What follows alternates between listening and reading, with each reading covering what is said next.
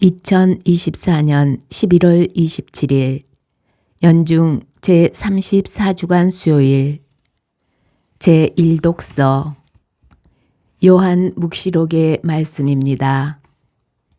나 요한은 크고 놀라운 다른 표징이 하늘에 나타난 것을 보았습니다. 7 천사가 마지막 7 재앙을 가지고 있었는데 그것으로 하느님의 분노가 끝나게 될 것입니다. 나는 또 불이 섞인 유리바다 같은 것을 보았습니다. 그 유리바다 위에는 짐승과 그 상과 그 이름을 뜻하는 숫자를 무찌르고 승리한 이들이 서 있었습니다. 그들은 하느님의 수금을 들고 하느님의 종 모세와 어린 양의 노래를 부르고 있었습니다. 전능하신 주 하느님, 주님께서 하신 일은 크고도 놀랍습니다. 민족들의 임금님, 주님의 길은 의롭고 참되십니다. 주님, 주님을 경외하지 않을 자 누구이며 주님의 이름을 찬양하지 않을 자 누구입니까? 정녕 주님 홀로 거룩하십니다. 모든 민족들이 와서 주님 앞에 경배할 것입니다. 주님의 의로운 처사가 드러났기 때문입니다. 주님의 말씀입니다. 복음. 루카가 전한 거룩한 복음입니다. 그때 예수님께서 제자들에게 말씀하셨다. 사람들이 너희에게 손을 대어 박해할 것이다. 너희를 회당과 감옥에 넘기고 내 이름 때문에 너희를 임금들과 총독들 앞으로 끌고 갈 것이다. 이러한 일이 너희에게는 증언할 기회가 될 것이다. 그러나 너희는 명심하여 변론할 말을 미리부터 준비하지 마라.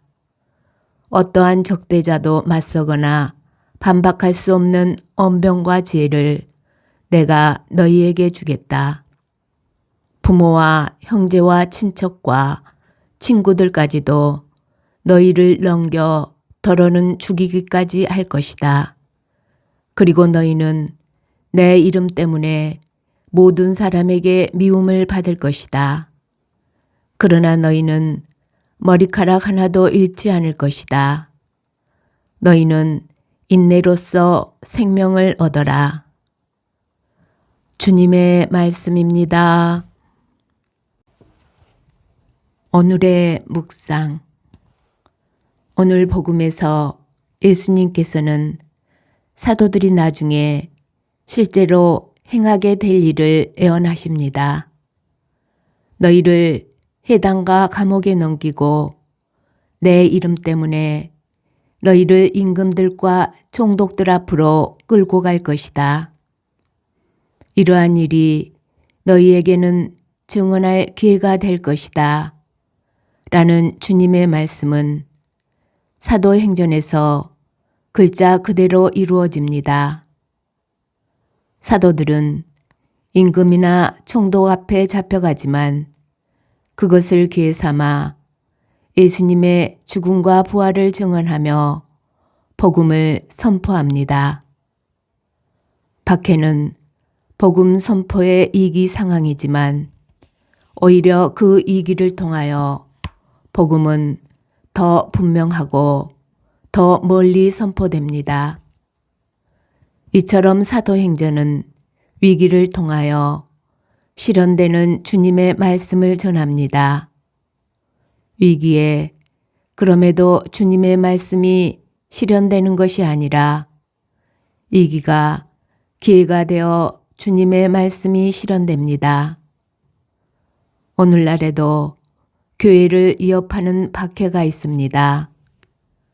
낙태, 안락사, 폐하 복제 등 생명권에 대한 교회 입장에 대한 경멸과 정결, 순명, 포기와 같은 그리스도교적 가치에 대한 냉소, 그리고 인간 존엄성에 대한 물신주의적 비웃음 등 교회가 부딪히게 되는 다양한 형태로 존재합니다.